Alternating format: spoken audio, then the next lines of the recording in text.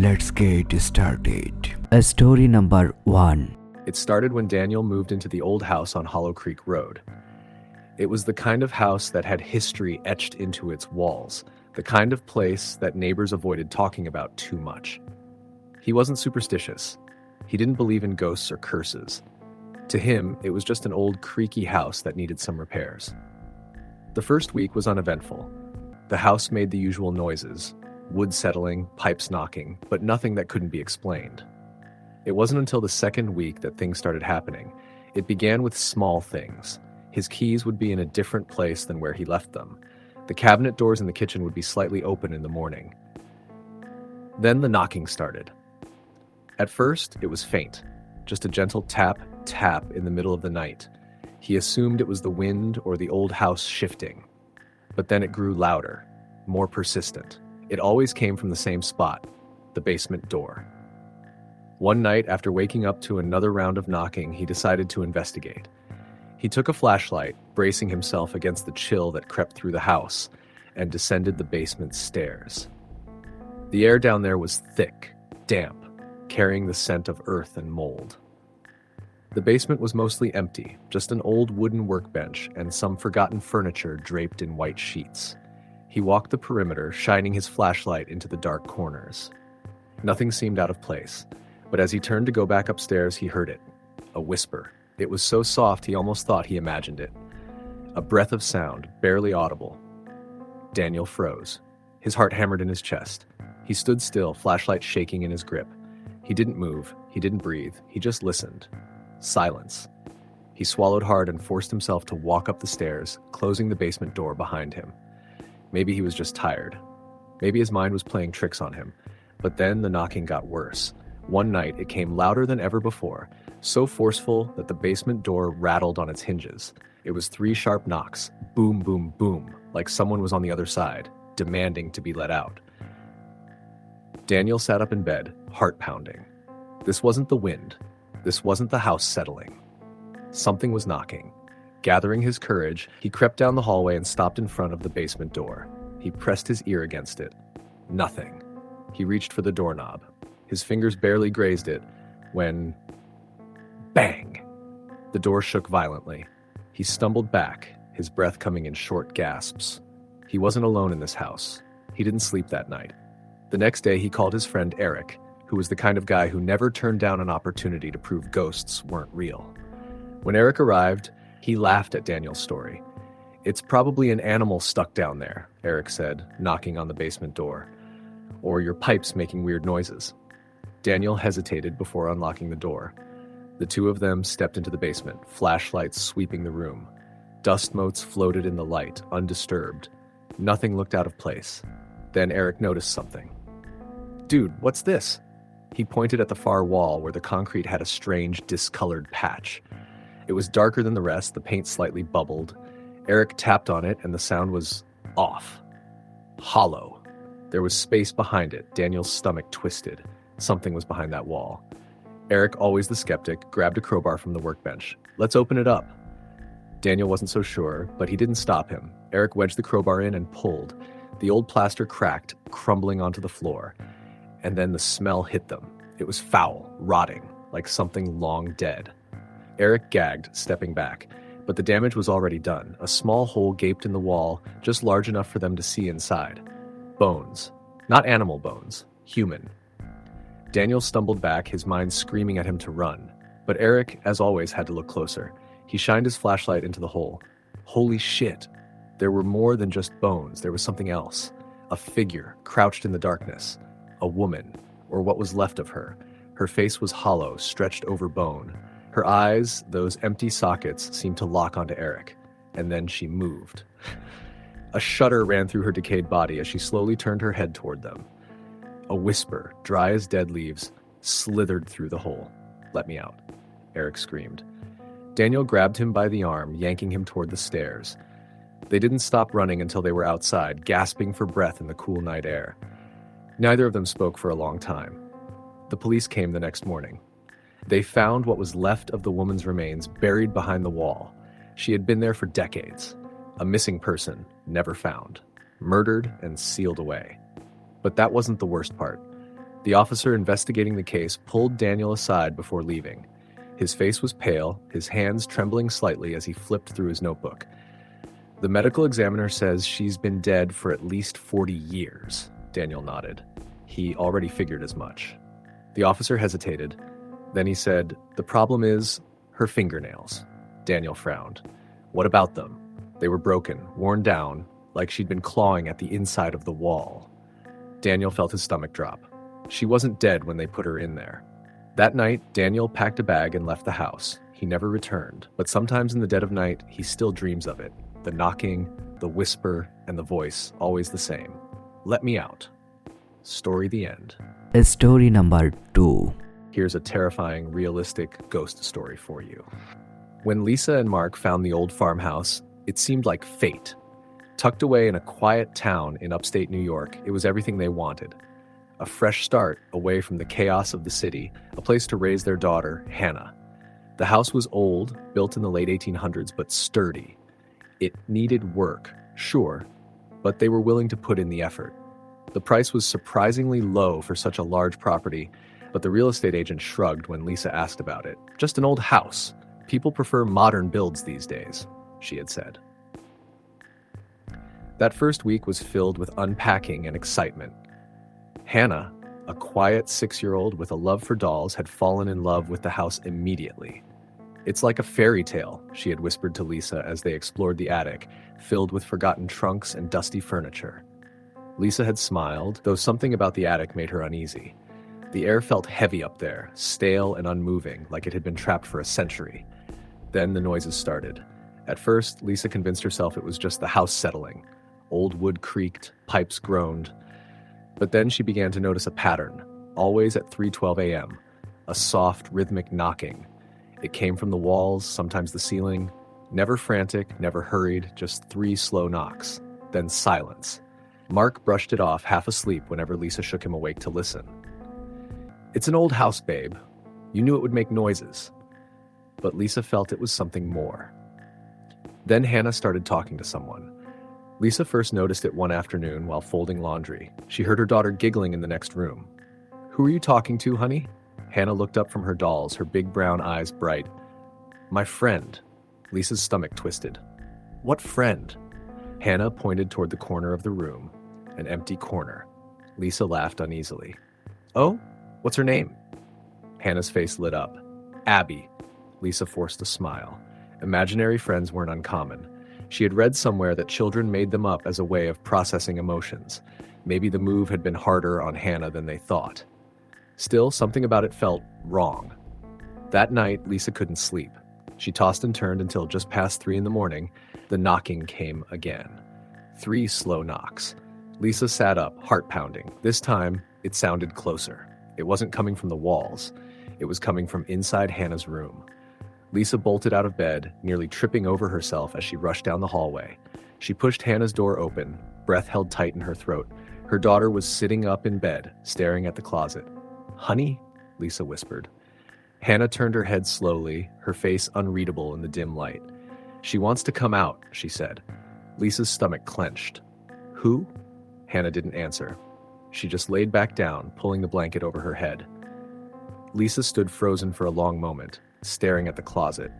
She wanted to open it, to prove to herself that nothing was inside. But a deep, primal fear rooted her in place. She left the nightlight on and hurried back to her bedroom, locking the door behind her. By the next morning, Lisa convinced herself it was just a dream. Hannah was her usual self, giggling over breakfast, chatting about her dolls. But the knocking continued. Every night. Always at 3:12 a.m. One evening, as Lisa was organizing the attic, she found an old wooden box tucked behind a stack of dusty suitcases. It had a simple latch, rusted with age. Curious, she pried it open. Inside were yellowed photographs, brittle with time. Pictures of a family, a mother, a father, and a little girl. Lisa flipped through them, her pulse quickening. The girl had dark curls, big brown eyes. She looked just like Hannah. Lisa's breath hitched as she turned over one of the photos. Scribbled on the back in faded ink was a name. Abigail. She swallowed hard. It was just a coincidence. It had to be. That night, Lisa lay awake, staring at the ceiling. 3:12 a.m. Knock, knock, knock. She shot up in bed, heart hammering. Then, Hannah's scream pierced the silence. Lisa ran faster than she thought possible, throwing open Hannah's door. The little girl sat upright, trembling, pointing at the closet. Lisa rushed to her, gathering her in her arms. "It's okay, baby. It's okay." But Hannah's whole body shook. "She was mad," she sobbed. "She said I wasn't listening." Lisa's skin prickled. She turned toward the closet. The door was wide open, and inside, scratched into the wood, were deep claw marks. Lisa barely slept after that. The next morning, she called Mark at work, telling him they needed to leave. "Something's wrong with this house," Mark sighed. "Lisa, we can't just..." Then Hannah started screaming again. Lisa dropped the phone and ran to find her. Hannah stood in the middle of the hallway, clutching her arm. Lisa gasped. 3 deep, red scratches ran down her daughter's skin. That night, Lisa didn't wait for the knocking. She packed a bag, grabbed Hannah, and checked into a motel. Mark stayed behind, convinced Lisa was overreacting. She barely slept, constantly checking on Hannah, who finally dozed off, exhausted from crying. At exactly 3:12 a.m., her phone rang. Mark. Lisa's hands trembled as she answered. "Mark?" Heavy breathing. A low, shuddering whisper. "She's here." Then the line went dead. Lisa called back, but there was no answer. She drove back to the house at sunrise. She found Mark sitting on the floor of their bedroom, pale, shaking. He wouldn't say what happened. He just grabbed her hand and whispered, "We need to leave. Now." They put the house up for sale the next day. Lisa never found out who or what Abigail really was. The records they managed to dig up showed that a family once lived there, long ago. The daughter, Abigail, had disappeared. The mother was found dead in the attic. The father was never seen again. But Lisa knew one thing. Abigail had never really left. To this day, Lisa still wakes up at 3:12 a.m., heart pounding, ears straining for the sound of knocking. And sometimes, just sometimes, she swears she still hears it. Knock, knock, knock. Story the end. Story number 3. It started with a phone call. Emily had just returned home from work when her cell phone rang. She didn't recognize the number, but she answered anyway. "Hello?" For a moment, there was only silence on the other end. Then a faint whisper. "Help me." A chill ran down her spine. "Who is this?" The call ended. Emily shook off the unease and set her phone down, blaming a prank call or a wrong number. But as the days went by, strange things started happening. It began with small things. Her television turned on by itself in the middle of the night, always to static. She'd wake up to find her closet door open, even though she was sure she had closed it before bed. And then there were the cold spots, patches of freezing air in random places in her apartment, no matter how high she turned up the heat. By the third night, the phone calls had returned. The same number, the same whisper. "Help me." This time, the voice was clearer, more desperate. Emily's heart pounded. She tried calling the number back, but it went straight to voicemail. She hardly slept that night, tossing and turning, listening to every creak and groan of her apartment. She lived alone, no pets, no roommates. But suddenly, she felt like she wasn't alone anymore. Then came the nightmares. Every night she dreamed of a woman. Her face was obscured by long black hair, her body gaunt and trembling. She stood in the corner of Emily's bedroom, whispering in that same pleading voice, "Help me." Each time Emily tried to move in the dream, she felt paralyzed. She wanted to scream, but no sound would come out. Then the woman would take a step closer, then another. And just as she reached the edge of Emily's bed, Emily would wake up gasping for air. The dreams continued, each one more vivid than the last. She started seeing things out of the corner of her eye, a shadow darting across the hallway, a flicker of movement behind her reflection in the mirror. One night, while brushing her teeth, she caught a glimpse of something in the bathroom mirror that made her drop her toothbrush. A figure, standing just behind her. She spun around, heart racing. Nothing. Emily backed out of the bathroom, turned off the light, and forced herself to breathe. She was imagining things. It was just her mind playing tricks on her. Then she heard it. A whisper. Not from the phone this time, it came from the darkness behind her. "Help me," Emily screamed. She didn't sleep that night, leaving every light in the apartment on as she sat curled up on the couch. She called her best friend Rachel, who arrived first thing in the morning, concern etched into her face. "You look awful," Rachel said. "What the hell is going on?" Emily hesitated before telling her everything, the phone calls, the cold spots, the dreams, the shadow in the mirror. Rachel, ever the skeptic, frowned. Maybe it's stress or sleep paralysis? Emily shook her head. It's not just nightmares, Rachel. Something is here. Rachel sighed. Okay, then let's find out who it is. They did some research, digging into old records and local forums, and that's when they found it, a missing persons case. 20 years ago, a woman named Allison Porter had vanished without a trace from the very apartment Emily now lived in. She had been in her early 20s, a college student, last seen entering her apartment late one night. No forced entry, no signs of struggle. She was never seen again. Emily's stomach twisted. What if it's her? She whispered. Rachel exhaled. I don't know, but if she's trying to reach you, maybe she needs closure. That night, Emily did something she never thought she would do. She spoke to the ghost. She turned off all the lights, sat in the middle of her living room, and whispered, Allison, if you're here, I'm listening. At first, there was only silence. Then, a gust of freezing air rushed past her, making her shudder. A single knock echoed from the closet door. Emily swallowed hard. What happened to you? The room seemed to grow darker. The air thickened. And then, her phone lit up. A text message from the same unknown number. Behind the walls. Emily's breath hitched. Slowly, she turned toward the closet. Her heart pounded as she stepped forward.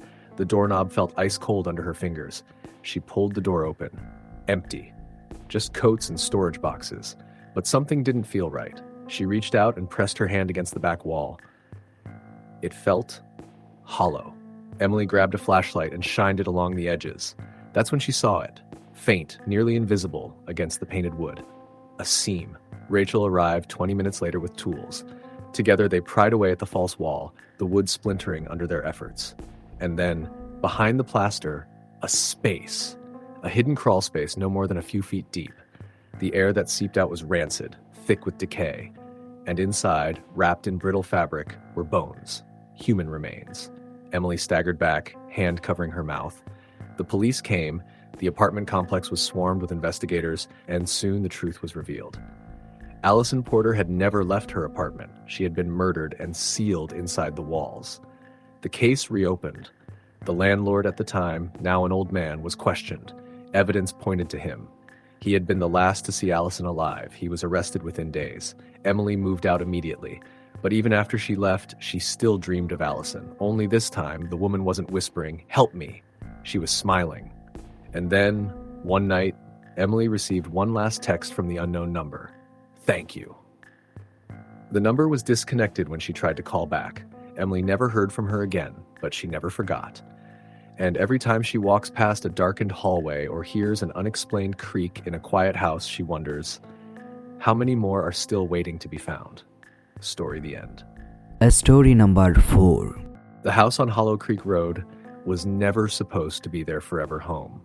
When Lisa and Mark bought it, they saw it as a temporary stop, a place to settle for a few years while they saved up for something better. The house was old but charming, with slanted floors, a wraparound porch, and a backyard that stretched into a thick wall of trees. It had been on the market for years, which was strange for a home in such a quiet, desirable neighborhood. Lisa asked the real estate agent about it, but the woman only shrugged and said, "People come and go." They should have taken that as a warning. The first time Lisa felt something was off, it was subtle.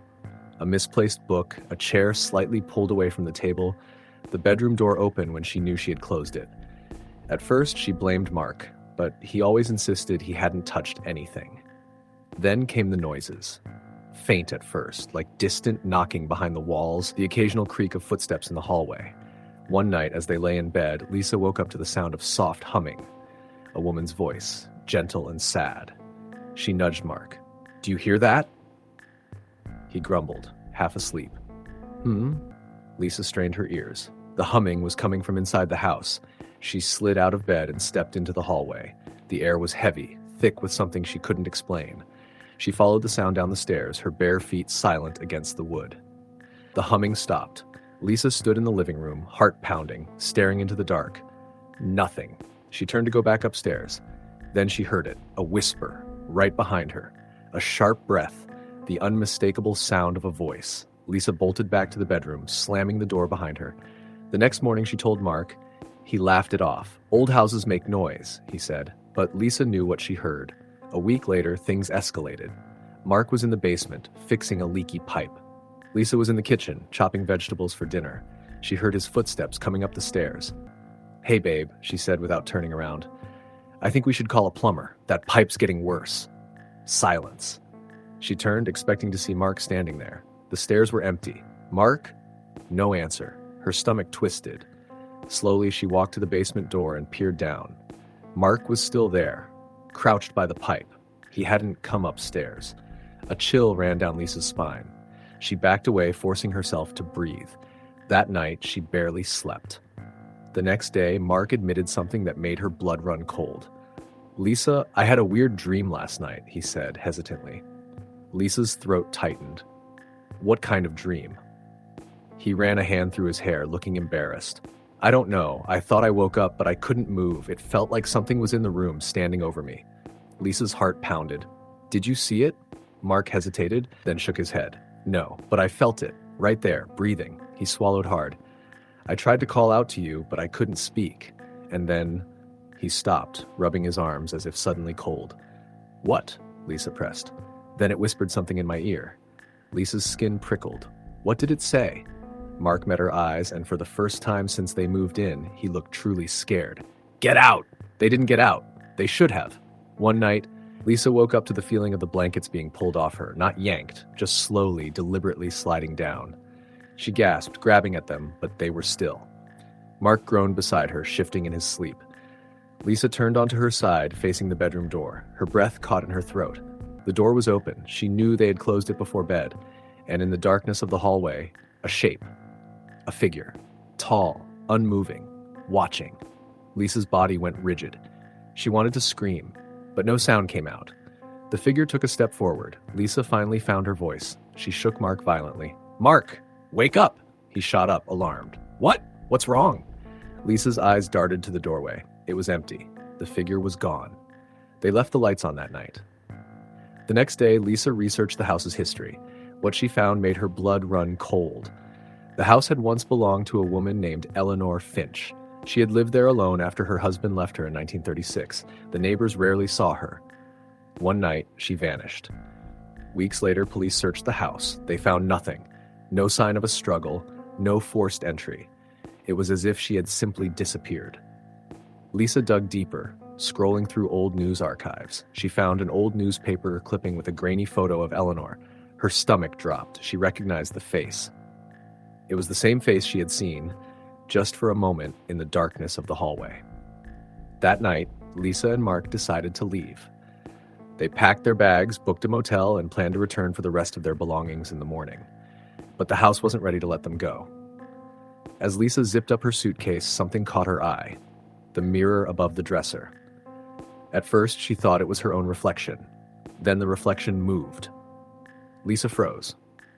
The woman in the mirror stared at her. Her expression was empty, her hollow eyes locked onto Lisa's. Then, a whisper.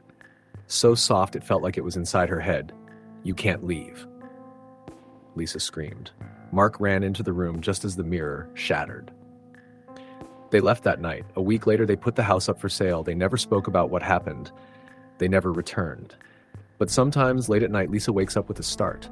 And in the silence of their new home, she swears she can still hear it. The faint sound of humming, soft, sad, waiting. Story, the end. Story number 5. It was a bitterly cold winter evening when I first encountered the thing that would forever change my understanding of fear. The house stood on the outskirts of town, at the edge of a long-forgotten road that had been swallowed up by the forest. It was the kind of house that no one would even consider stepping foot in, a crumbling relic from another time. The paint had long since peeled from the walls, the windows were either shattered or covered with thick black tarps, and the surrounding yard was wild with overgrown weeds and twisted, half-dead trees. The place had a history. Stories, whispers, old rumors about strange sounds late at night, flickering lights when no one was supposed to be there. People called it the Holloway House, and to anyone who had lived in town long enough, it was a place to be avoided. They said it had been abandoned for years and that no one had lived there in decades. That wasn't true, though. Not entirely. I was 23 at the time, full of the invincible naivety that only youth could provide. I had moved to the small town to escape the noise of the city and to find some peace. The kind of place where everyone knew everyone else, where the biggest event was a local bake sale or the annual summer fair. As a writer, I had always been drawn to the stories people told, especially the ones that others seemed to shy away from. It was a late Friday afternoon when I decided to finally investigate the Holloway house. I had heard the rumors for weeks, and as I sat in the local diner sipping my coffee, I overheard two older men discussing the place in hushed voices. One of them mentioned that the house had been abandoned, but the other shot him a quick sidelong glance and whispered that it wasn't. It had only been a few years since the last family had lived there. Of course, that piqued my curiosity. The man who'd spoken more openly about it was local lore, a gruff character, older than time itself, named Old Joe. He'd lived in the town his whole life and knew every person, every abandoned building. He was also the kind of man who didn't speak unless it was to make a point. So when he leaned in toward his companion and muttered something about how no one should ever go in that house, I knew I had to see it for myself. When I arrived at the house that evening, the sun was already low on the horizon, casting long shadows over the crumbling building. The road leading up to the house was narrow and barely visible, obscured by trees and the wild growth of untended grass. My heart hammered in my chest as I parked my car and stepped out. The cold hit me immediately, sharp and biting. The Holloway house was even more unnerving up close than it had seemed from a distance. The windows, though dirty, still managed to reflect the light in such a way that the house seemed alive, as if it were staring back at me. I hesitated for a moment, trying to convince myself that this was just another abandoned building, just a place that had seen better days and had fallen victim to the elements. But there was something about it, something I couldn't quite put my finger on, that made my skin crawl. I walked toward the front porch, the floorboards creaking beneath my feet as I crossed the threshold. The door was already ajar, as if inviting me in. As I pushed it open, I immediately felt the temperature drop. The air inside was cold and damp, as though the house hadn't been disturbed in years. The scent of mildew and decay was overwhelming. I stepped into what appeared to be the living room. The furniture was covered in dust, the once luxurious fabric of the couches now faded and torn. A fireplace dominated one wall, but the hearth had long since fallen into disrepair. The wallpaper was peeling, revealing old wooden panels beneath.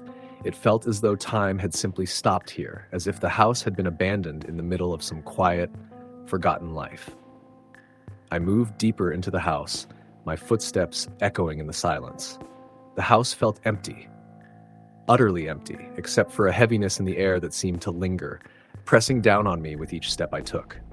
I found a staircase at the end of the hallway, the wood creaking loudly beneath my weight as I made my way up to the second floor.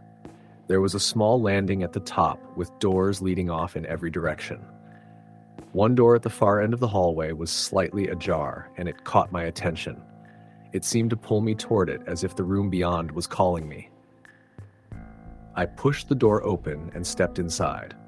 The room was small, dimly lit by the fading light outside. The furniture inside had been abandoned, just like the rest of the house. But there was something different about this room. The air was thick, heavy with a presence that I couldn't explain. A large mirror hung on the far wall, cracked and warped with age. The glass was cloudy, but I could still make out the faint outline of my own reflection. I walked over to the mirror, my fingers brushing lightly against the dusty frame. That's when I heard it. At first, it was faint, a soft whisper, almost indistinguishable from the wind outside. But then it became clearer. The whisper seemed to come from everywhere at once, swirling around the room like a fog. My heart raced as I tried to make out the words, but all I could hear was a low, guttural murmur, barely audible. "Leave, now." My breath caught in my throat. I turned quickly, scanning the room. No one. Nothing. But the whispering continued, growing louder now, filling my ears with its eerie, unsettling cadence. I felt my chest tighten, my pulse quicken. I had to get out of there. I spun around and rushed back toward the door, but just as I reached it, the door slammed shut with a force that rattled the entire room. The sound reverberated in my ears, and for a brief moment, I felt as though the house had trapped me. Panic surged through me, and I grabbed the doorknob, pulling and yanking, but it wouldn't budge. Leave. Leave now. The voice was unmistakable now, the tone sharp and insistent. I felt my knees weaken, and I turned in a desperate panic, running toward the window. I could see the trees outside, dark silhouettes against the dimming sky. I stumbled toward the window, desperate to escape, but when I pulled open the curtains, I froze. Standing there, staring back at me from the other side of the glass, was a figure. A tall, gaunt figure with hollow, sunken eyes and a face so pale it seemed to glow in the dim light. The figure was motionless, unmoving, but its gaze locked onto mine with such intensity that it felt as though it were staring directly into my soul. My breath caught in my throat. I tried to scream, but no sound escaped my lips. The figure raised one bony finger to its lips, as if to shush me. Then, with a slow, deliberate movement, it began to fade away, vanishing into the darkness outside. I don't remember how I managed to break free from the room or get back to my car, but I do remember the feeling of terror that followed me the entire drive home. The whispering never stopped. Even as I sat in my apartment that night, shaking, I could still hear it in my ears, echoing through my mind. Leave now. I never went back to the Holloway house. No one does. The house remains abandoned still, as though waiting for someone to dare step inside again. But I know the truth now. It is not just an abandoned house. It is a place where something lingers, something that doesn't want to be found, and it will never let you forget.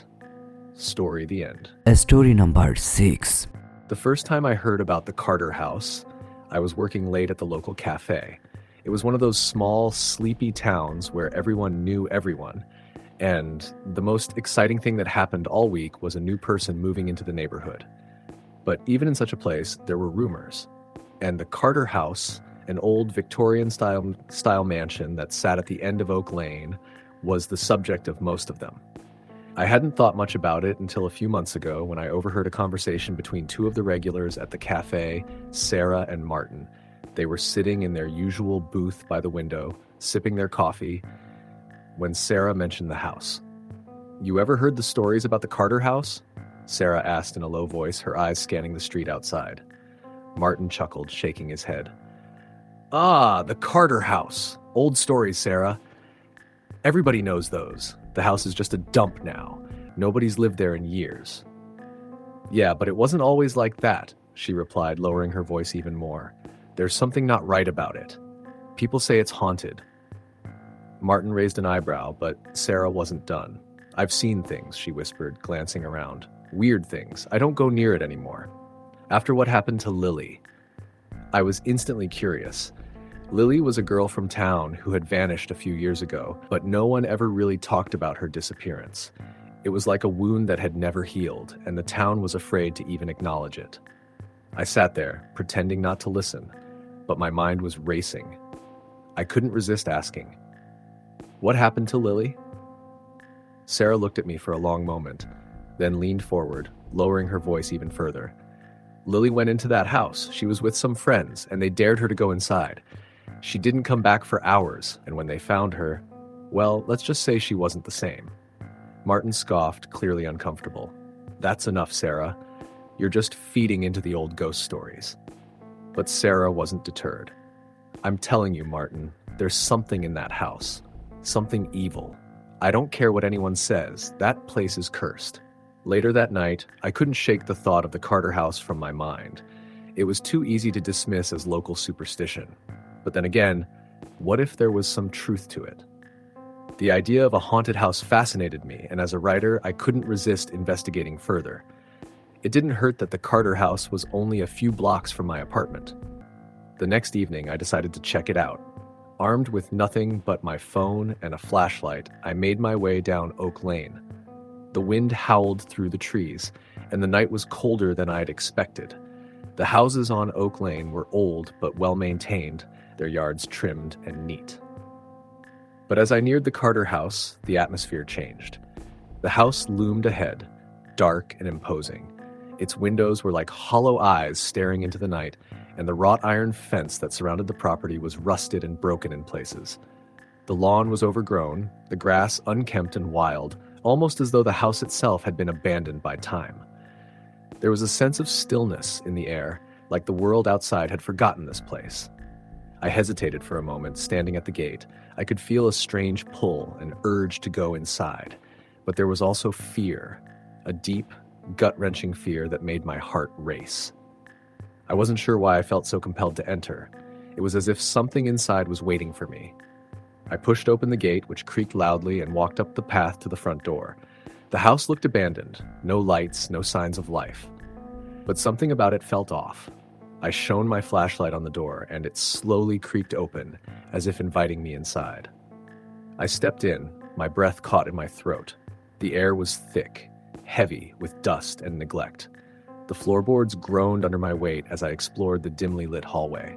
The house was eerily silent, save for the occasional creak or pop from the wood, and I could feel the weight of the silence pressing down on me. The wallpaper was peeling, and the old furniture was covered with dusty sheets. But what caught my attention was the staircase at the far end of the hall. It was old, the wood dark and splintered, but it seemed to beckon me. The stairs led up to the second floor, where a long corridor stretched out before me. I took a deep breath and ascended, my footsteps echoing in the emptiness.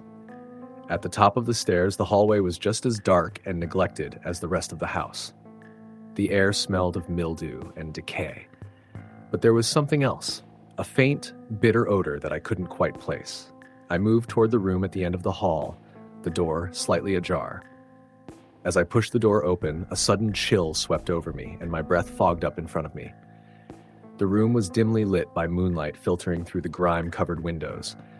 The furniture was overturned, the floor littered with broken glass and shattered frames. It looked like the room had been abandoned in a hurry. But as I moved further inside, something caught my eye. A mirror on the far wall. It was old, the glass cracked and fogged over, but there was something odd about it. My reflection looked wrong, distorted, twisted. I couldn't make out the details, but it felt like the mirror was trying to show me something that wasn't quite right. I felt a sudden surge of unease and turned to leave, but that's when I heard it, a faint sound like a whisper carried on the wind. It was so soft, I almost didn't hear it at first, but then it came again, this time louder, closer. Leave. The voice was faint, but it was there. I froze, my heart pounding in my chest. I turned slowly, but there was no one there. The room was empty, silent once again. I felt my pulse quicken, and I rushed toward the door. But as I reached it, the whisper came again, this time clearer, more urgent. Leave, now. I didn't need to be told twice. I turned and bolted from the room, running down the hallway and back down the stairs. The door to the house was wide open, and I ran straight out into the cold night air, my chest heaving. My heart was still racing, and I couldn't shake the feeling that something was following me, just out of sight. I didn't stop running until I was back at my apartment. The door slammed shut behind me. My hands were shaking, and my mind was reeling. I couldn't explain what had just happened. There had been something in that house, something that didn't want me there, something that had been waiting. The next day, I went to the local library to do some research on the Carter house. The librarian, a woman named Mrs. Waverly, was more than happy to help me. She pulled out an old folder from the archives, yellowed papers and photographs spilling out. The Carter family, she explained, was one of the first to settle here.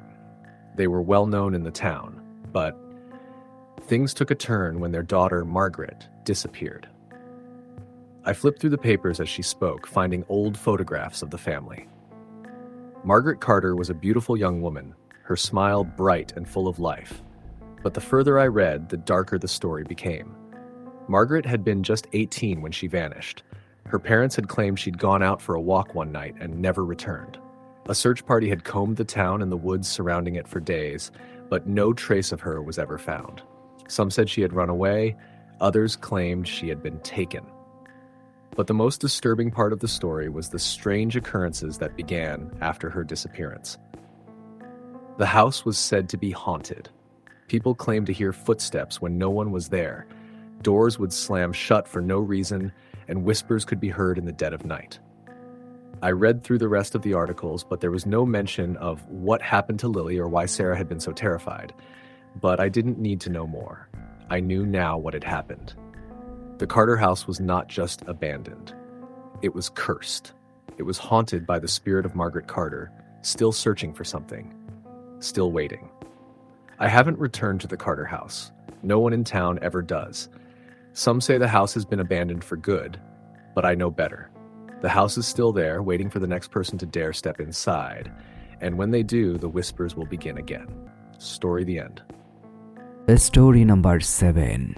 The first time I heard about the house on Willow Creek Road, I was just a teenager, eager to prove myself to my friends. It was a crisp fall evening, the kind of night where the air smells like burning leaves and the wind stirs up the dry, dead remnants of summer. We were sitting on the porch of an old, weathered house on the edge of town, sharing stories, laughing and joking, as young people do when they're trying to impress one another. It was then that Charlie, a friend from school, dropped the bombshell, the story of the Willow Creek house. Charlie wasn't one to embellish or exaggerate, not like some of the others in our group. But there was something in his eyes that night, something I hadn't seen before, an intensity, a seriousness that made me pause. He was leaning forward, his elbows on his knees, his voice lowering as he spoke. "Has anyone ever told you about Willow Creek Road?" he asked. We all shook our heads, and his eyes gleamed as he went on. "It's this old house, just past the old mill. It's been abandoned for decades. Some say it's haunted. Some say it's cursed." He paused, looking around at us, making sure we were all listening. "I've been there before." This got everyone's attention. We'd all heard rumors about haunted houses as the kind of ghost stories that are passed around in high school, like they're a rite of passage. But Charlie wasn't the type of guy to make up stuff like that. He was tough, level-headed, and usually the one doing the scaring rather than getting scared. I leaned forward, intrigued, eager to hear more. "Okay, so what's the deal with it?" I asked. Charlie shifted in his seat, his voice dropping even lower. "There's something in that house, something that doesn't want to be disturbed. I don't know what it is, but I know it's real. It feels wrong, like you're being watched the entire time you're there." When I went inside with some buddies, the door slammed shut behind us. It was like the house itself didn't want us leaving. I don't know how to explain it, but we all felt it. I swear to God, it felt like something was standing right behind us the whole time. He leaned back, his eyes wide as he stared at us. We barely made it out. And the worst part? After we left, things started happening. Weird things. Nothing physical, but stuff we couldn't explain. Weird noises in the night. Things moving when no one was around. It followed us back, and I swear the whole time I felt like it was waiting for me to come back. The group was silent after that. The only sound, the rustling of the leaves in the wind. Everyone was processing what Charlie had said. I could see the fear on their faces, the quiet unease that had settled over the group. But something inside me stirred, a mix of skepticism and curiosity. I didn't believe in ghosts, at least not in the way Charlie described them. But I couldn't ignore the sensation that his story had left behind. It was the same kind of feeling you get when you hear a song that's too sad for your own good, and you can't help but listen anyway. "Let's go there," I said, breaking the silence. The words were out before I could stop myself. The rush of adrenaline already starting to make my pulse quicken. There was something in me that wanted to see it for myself. To prove it was just a story. To prove that there was no such thing as ghosts. Everyone turned to look at me, but it was Charlie's expression that stopped me cold. His face was a mask of disbelief, his eyes wide in a way I'd never seen before. "Are you serious?" he asked, his voice barely above a whisper. "You don't get it. You don't mess with that place. It's not just some old abandoned house. It's different." But I wasn't backing down. I could see it in the eyes of my friends. They were scared too, but there was a part of them that wanted to prove they were brave enough to handle it. One by one, they agreed. We were going. We made our way to Willow Creek Road that night. The air was damp and cold, a thick fog creeping in from the woods, making the streetlights seem distant and faint. The drive was silent, each of us lost in our thoughts as we neared the house. The further we drove, the more oppressive the atmosphere became. It was as if the whole world was holding its breath, waiting for something to happen. When we finally arrived, the house stood there, looming in the distance. It was bigger than I remembered from the stories. 3 stories, with tall, narrow windows and a roof that seemed to sag under the weight of years of neglect. The yard was overgrown with weeds, the once beautiful garden now a tangle of vines and dead plants. The front door, a large, dark wood thing, was wide open, creaking in the wind as if inviting us inside. We parked the car and sat there for a moment, the silence pressing down on us. The only sound was the wind rattling the leaves, the occasional creak of the house as if it was settling deeper into the earth. I looked over at Charlie. His face was pale, his hands gripping the steering wheel so tightly, his knuckles were white. "You sure you want to do this?" he asked, his voice tight. "Once you step inside, you can't turn back." I nodded, though my stomach twisted with doubt. But it was too late to back out now. I pushed open the door and stepped into the cold night air. The others followed, each of us drawn toward the house, despite the fear that gnawed at us. As we walked toward the door, I could feel my heart pounding in my chest. My breath came in short bursts, my legs feeling heavier with each step. The front door creaked louder as we entered the house, the smell of damp wood and decay filling the air. The floor beneath us was cold and covered in dust, the faint outline of footsteps from people long gone visible in the grime. We split up, each of us taking a different room. I moved down the hallway, my flashlight flicking over the walls. The old wallpaper was peeling, the edges curling away from the walls like they were being pulled by an invisible hand. I stepped into what must have once been the living room, the air thick with an oppressive silence. That's when I heard it, a faint sound like a door slowly creaking open. At first I thought it was just the house settling, the usual noises you expect in a place that's been abandoned for years. But then it came again. A soft, groaning sound like something heavy being dragged across the floor. I turned, my heart racing. There was nothing there, but I couldn't shake the feeling that I wasn't alone. Suddenly, I heard footsteps behind me, faint but unmistakable. I froze, my breath caught in my throat. I slowly turned around, expecting to see one of my friends, but there was nothing there, just the oppressive silence of the house. I spun back around, my flashlight flicking wildly as I scanned the room. That's when I saw it. At the far end of the room, standing in the doorway, was a figure. I couldn't make out its features, just a shadowy silhouette that seemed to shift and flicker with the light. My breath caught in my throat, my mind screaming at me to run, but my feet felt like they were glued to the floor. I couldn't move. And then, just as suddenly as it appeared, the figure was gone. I blinked, and it was like it had never been there. The house groaned again, and I felt the air grow colder. I turned on my heel and ran back to the others, my heart pounding in my chest. "We need to leave." I gasped, but no one had to ask why. They could see it in my face. We stumbled out of the house and into the night, the door slamming shut behind us. None of us spoke as we rushed back to the car, the tension thick in the air.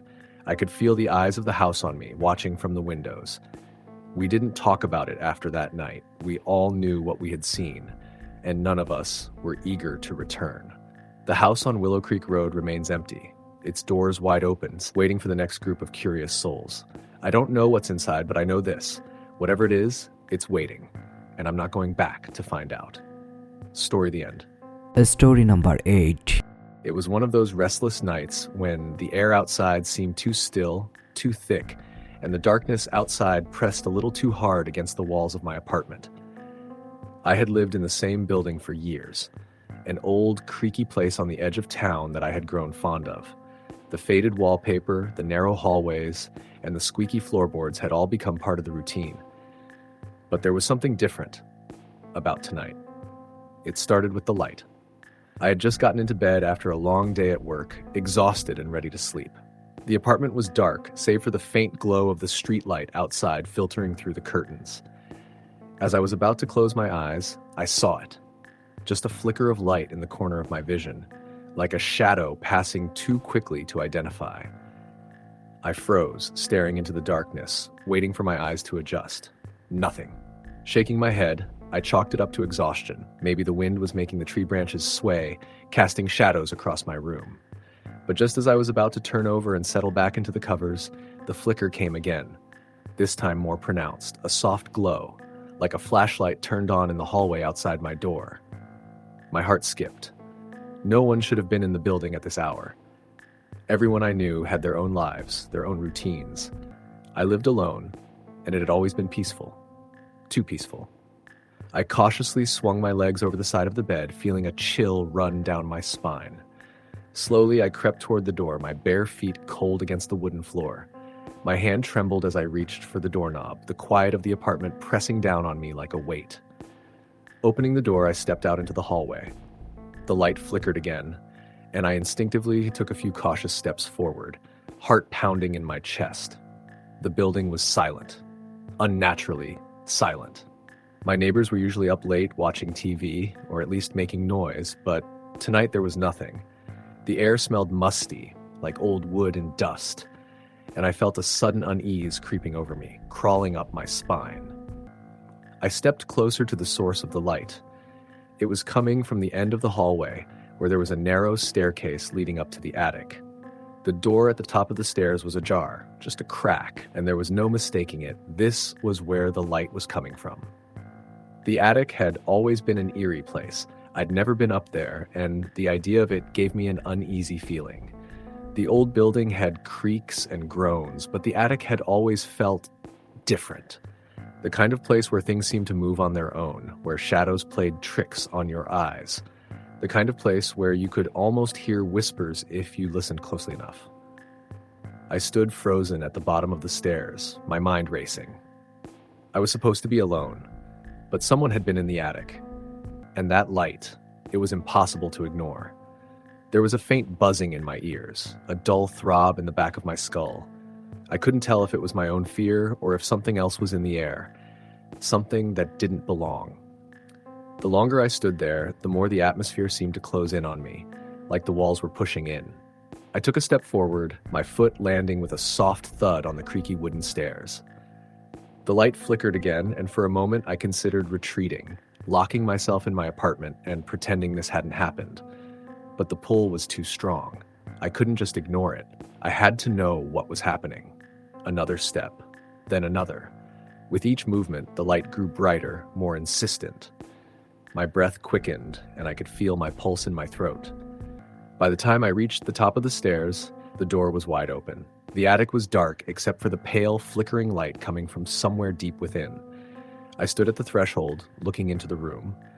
My eyes adjusted to the dim glow, but it didn't help. The light wasn't from any lamp or fixture. It was just there, floating in the middle of the room, pulsing like a heartbeat. I stepped inside, and as soon as I did, the door slammed shut behind me. I whirled around, heart racing. The room was small, cramped, filled with old furniture covered in dusty sheets. The walls were lined with shelves of forgotten trinkets and old boxes, but it was the center of the room that grabbed my attention. There, hanging in the air, was a lantern. The light emanated from it, casting long, stretching shadows across the room. It swayed slightly, though there was no breeze to it to explain it. I approached it cautiously, my hand outstretched. The closer I got, the colder the air seemed to grow. It felt like the temperature had dropped 10 degrees in a matter of seconds. I was about to reach for the lantern when I heard it. A soft, whispering voice. It was faint at first, like a breath of air brushing against my ear. But then it grew louder, clearer. "Get out!" The words were slow, deliberate, as if each syllable was being forced through the air. My skin crawled and I stepped back instinctively, heart hammering in my chest. I scanned the room, my flashlight now shaking in my hands, but there was no one there. The room was empty. The light continued to flicker, pulsing in time with the whispering voice. It seemed to grow louder, closer, until it was practically echoing in my skull. "Leave this place. Now." My breath came in short, panicked gasps as I turned, scrambling to reach the door. But when I tried to pull it open, it wouldn't budge. I yanked at the knob again and again, but it was as if the door had been sealed shut from the other side. The voice continued, now joined by a low, guttural growl that seemed to come from the very walls themselves. I pressed my back against the door, my hands shaking as I tried to force it open. My mind was a blur of panic. I couldn't breathe. The air was too thick, too suffocating.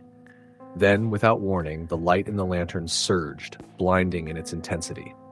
I shielded my eyes, staggering back, and that's when I saw it. From the corners of the room, shadowy figures began to emerge. They moved slowly, almost imperceptibly, but they were there. The shapes of people, or what had once been people, drifted toward me, their faces obscured by shadows, their forms ethereal and insubstantial. Get out! I couldn't see their faces, but I could feel their presence. I could feel their cold, their anger, their desperate need.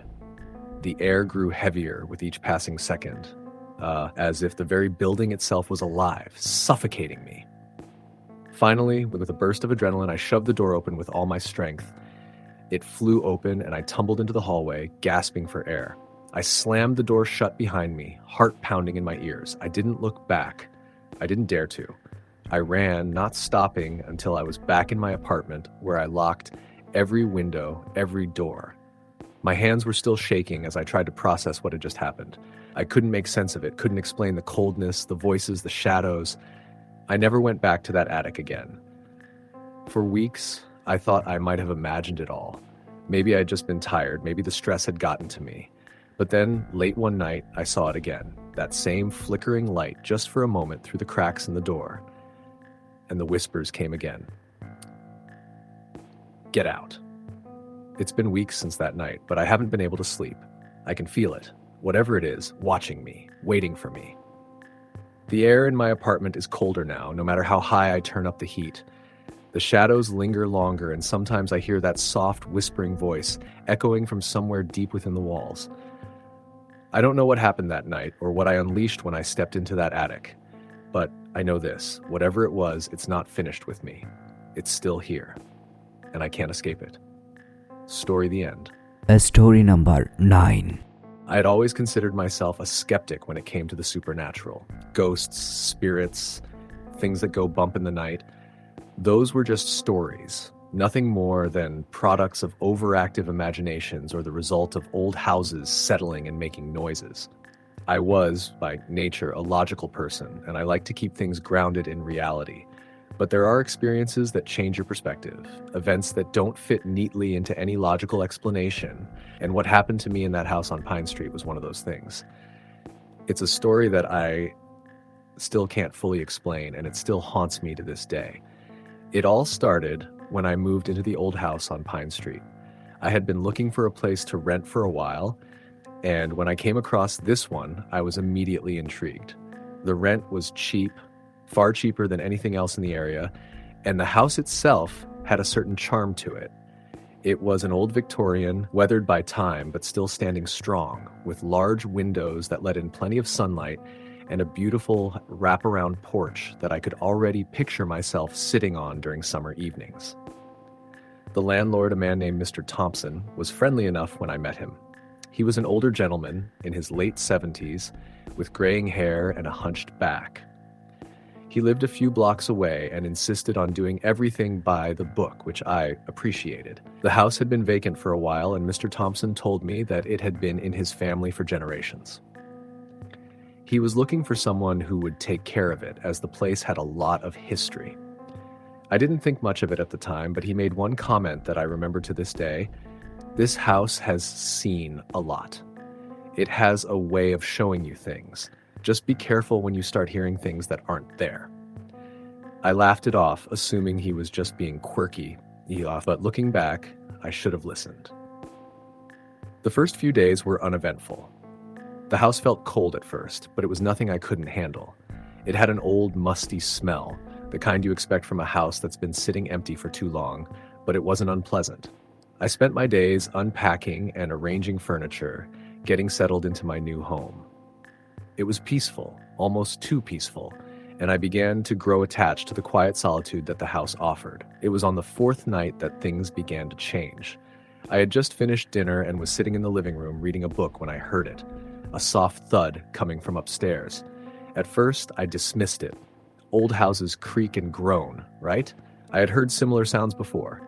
But then it came again, louder this time, followed by a faint dragging noise, like something heavy being moved across the floor. I sat up straight, my heart starting to race. It wasn't wind, it wasn't the house settling, it was something else.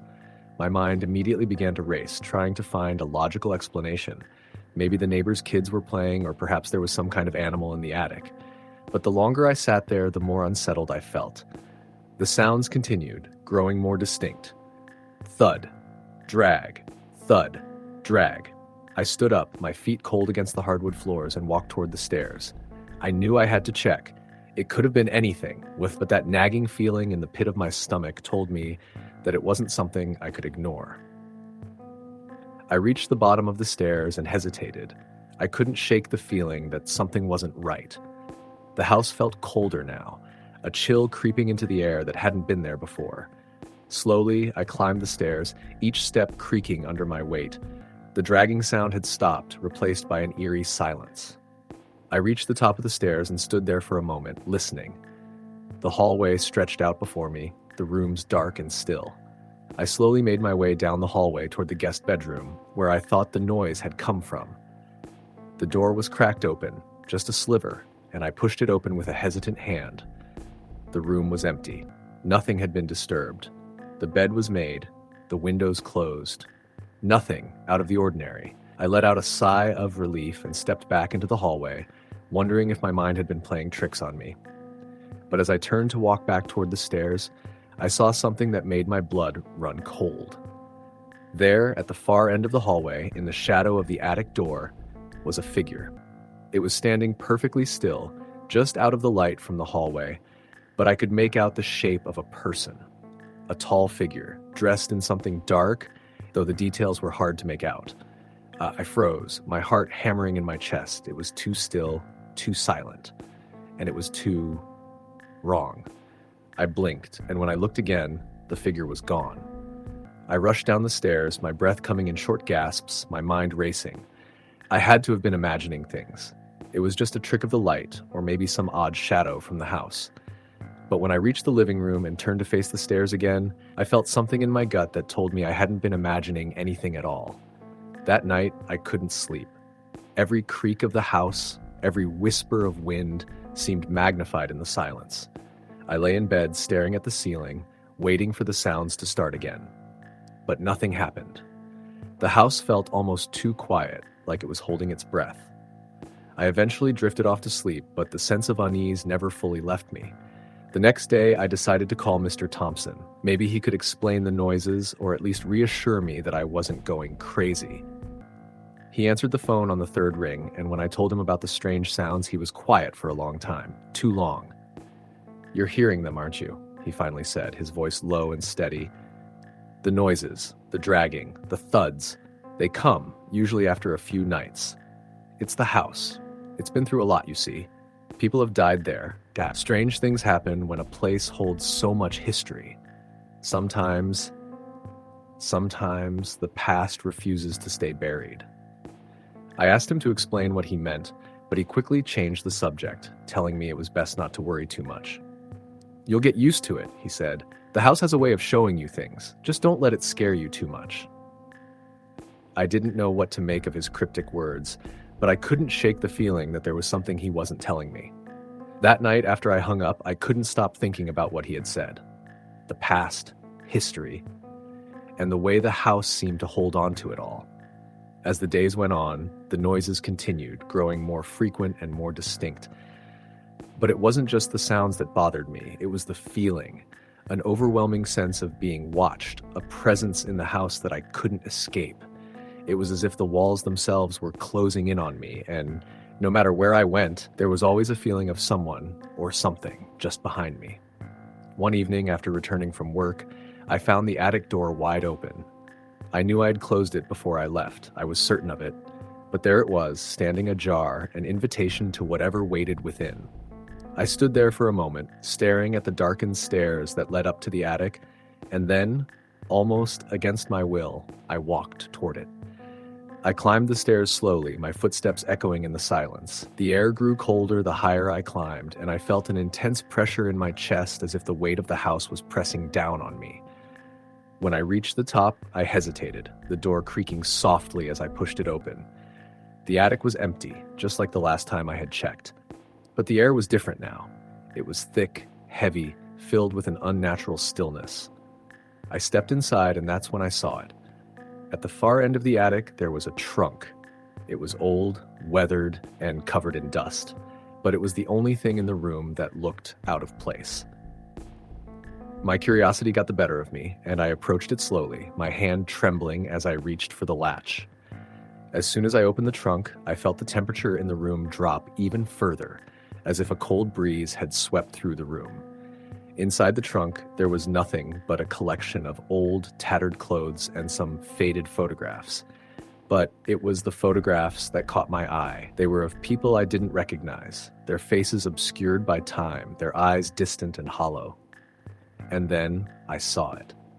A photograph of the house, my house, taken from the outside, but there was something different about it.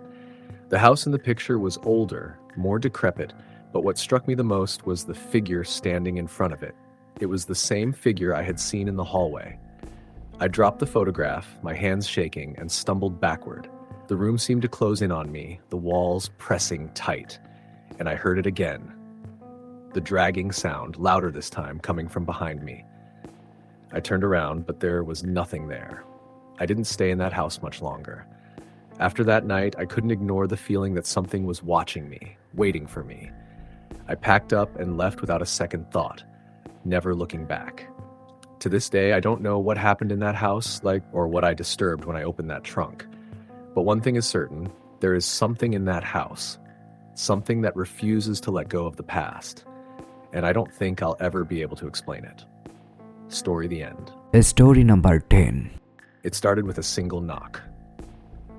Late one autumn evening, Emily sat alone in her grandmother's old house, deep into the countryside.